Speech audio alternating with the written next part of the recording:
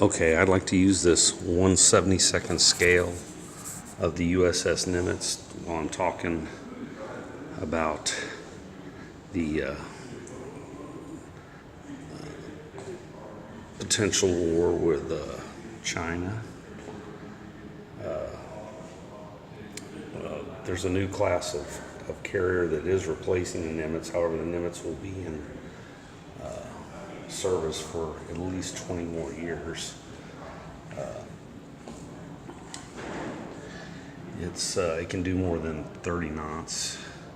It has 4 main engines, 2 nuclear reactors. It's just shy of 1,100 feet long. It's about a little over 250 feet wide. Actually, if you count some of these add-ons, eventually the sensors will come out to about 270 feet with the new sensors added to it through the years. It's got 2 anchors, each weigh of 60,000 pounds.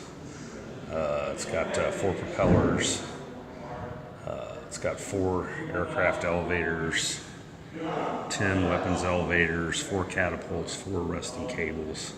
It's got a crew of 6,100. That actually number is probably going to go down as more robotics are installed. Here you can see the Aegis Phalanx system, and these can be fired manually or hooked up to a computer. You see the lifeboats along here. It also has other anti-aircraft and anti-ship weapons on each side. And the reason I'm using this as a backdrop, in future years there's going to be more drones put on these aircraft carriers, and the new aircraft carriers are actually going to have the large kinetic mag rail guns added to them also. However, the reason for this talk is China has 2 aircraft carriers right now. One of them is one they bought from Russia, and the one they have now has a lot of problems, shall we say.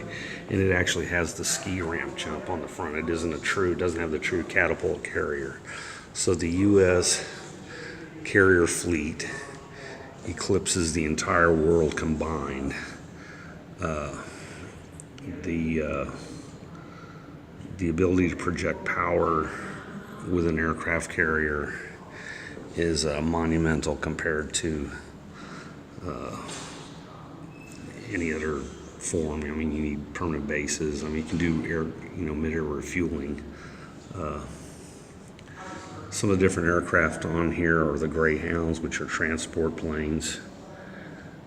Those are called Greyhounds, where they pull supplies in the ship without having to go into port or having another ship come in and dock underneath here to unload stuff, which is a bit dicey. These aircraft carriers also have several million gallons of lubricant on them, because all of the arrestor cables have to be oiled continually. The arrestor cables and the catapults. So there's guys that are in the first deck underneath that are wearing almost looks like a frogman suit, because it's to keep the oil from getting on them. But anyway, back to China. So we have, just the United States, more than 3 times the carrier force of the rest of the world combined. So the ability of China, that's why they're building these little atolls out in the middle of nowhere, trying to get along the 11 dashes. They're trying to project power, around Vietnam and Japan and the Sparties. But anyway, they're about 20 years away from us worrying about the Thucydides trap. Anyway, thank you. I'm out.